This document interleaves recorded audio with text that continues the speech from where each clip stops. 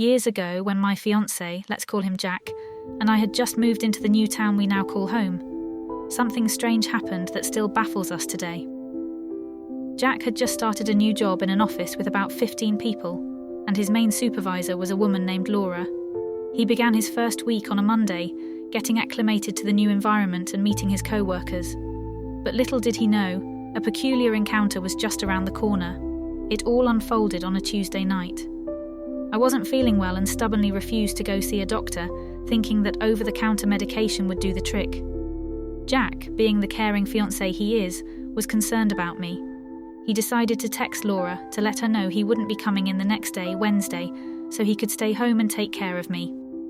That evening, Jack sent Laura a message explaining his situation. However, he received an unexpected response.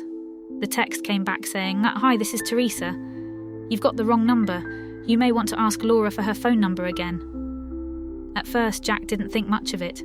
He assumed he had saved the wrong number by mistake and figured he would talk to Laura the next day to get her correct contact information. So Jack simply replied with a "thank you" and put it out of his mind.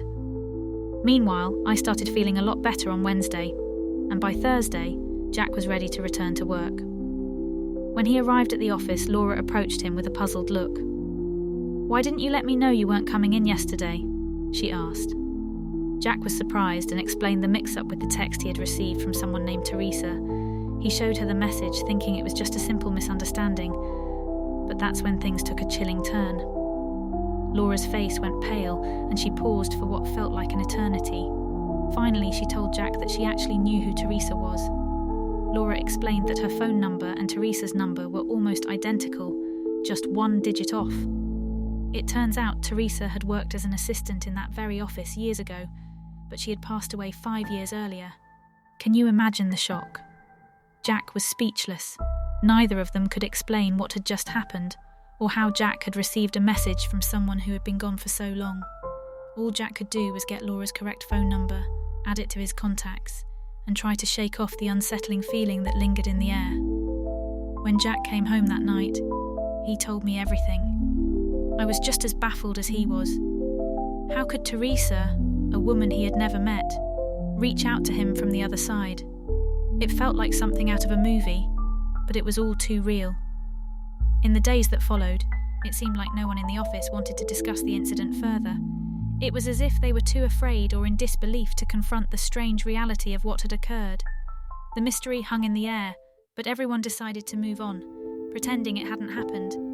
I was curious and wanted to capture the evidence of this uncanny experience. I thought about taking a screenshot of the texts from Teresa, but Jack was so spooked that he deleted them a couple of days later. I then did some digging of my own and looked up the company's website. To my astonishment, they still had an old photo of the staff from when Teresa was alive. She looked just as Laura had described, a tall, dark-haired woman in her late 30s or early 40s with fair skin. Now, years later, I often wonder if it would have made sense to try to find out more about Teresa. Maybe I could have reached out to her family to let them know about this strange occurrence. But then I thought about it. Who would believe that story?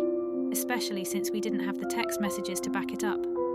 So here I am, sharing this eerie tale with you all. What do you think? Was it just a bizarre coincidence, or did Jack really receive a message from beyond the grave? I'd love to hear your thoughts in the comments below.